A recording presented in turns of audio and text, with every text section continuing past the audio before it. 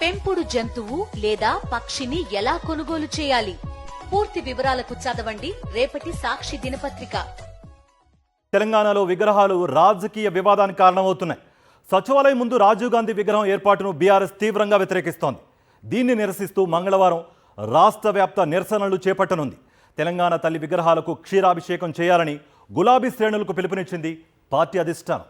తెలంగాణలో కాంగ్రెస్ పార్టీ అధికారంలోకి వచ్చిన తర్వాత సచివాలయం ముందు మాజీ ప్రధాని రాజీవ్ గాంధీ విగ్రహం ఏర్పాటు చేయాలని నిర్ణయం తీసుకుంది. తొలి నుంచి దీన్ని వ్యతిరేకిస్తున్న బీఆర్ఎస్ అక్కడ తెలంగాణ తల్లి విగ్రహం ఏర్పాటు చేయాలని డిమాండ్ చేస్తోంది.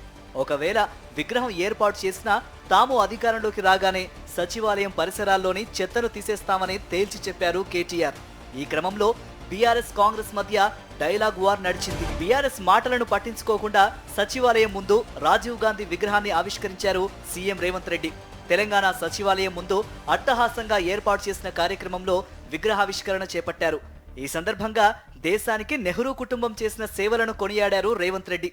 సంకల్పంతోని మహాత్మా గాంధీ గారితో కలిసి సుభాష్ చంద్రబోస్ లాంటి పోరాట యోధులను సమన్వయపరచుకొని దేశ స్వతంత్రం కోసం పోరాడటమే కాదు 10 సంవత్సరాలు దేశ స్వతంత్రం కోసం జైల్లో మగ్గిన చరిత్ర పండిత్ జవహర్ లాల్ నెహ్రూ. సచివాలయం వద్ద రాజీవ్ విగ్రహం ఏర్పాటు చేయడంపై అసంతృప్తి వ్యక్తం చేశారు మాజీ మంత్రి కేటీఆర్. తెలంగాణ ఆత్మతో ఆటలాడుతూ అస్తిత్వాన్నే కాలరాస్తారా అంటూ ట్వీట్ చేశారు ఆయన. తెలంగాణ తల్లి విగ్రహం పెట్టాల్సిన చోట రాజీవ్ గాంధీ విగ్రహం పెట్టడాన్ని తెలంగాణ సమాజం క్షమించదని ఆగ్రహం వ్యక్తం చేశారు కేటీఆర్. బీఆర్ఎస్ అధికారంలోకి వచ్చిన వెంటనే సకల మర్యాదలతో రాజీవ్ గాంధీ విగ్రహాన్ని గాంధీ భవన్ కు తరలిస్తామని చెప్పారు.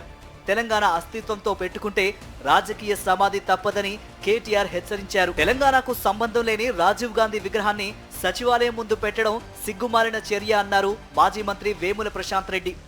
ఢిల్లీ బాస్ల మెప్పు కోసం రేవంత్ రెడ్డి తెలంగాణ ఆత్మగౌరవాన్ని తాకట్టు పెట్టారన్నారు.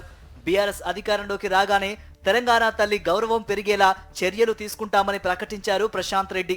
రాజీవ్ గాంధీ గారి విగ్రహాన్ని తెలంగాణ తల్లి ఉండవలసిన చోట పెట్టడాన్ని బీఆర్ఎస్ పార్టీ తీవ్రంగా ఖండిస్తూ ఉన్నాం, నిరసిస్తూ ఉన్నాం.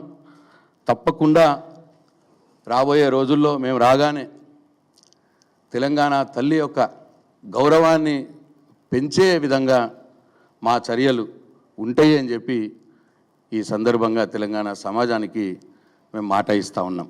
మరోవైపు రాజీవ్ గాంధీ విగ్రహ ఏర్పాటును తప్పుబడుతున్న బీఆర్ఎస్ నిరసనలకు పిలుపునిచ్చింది.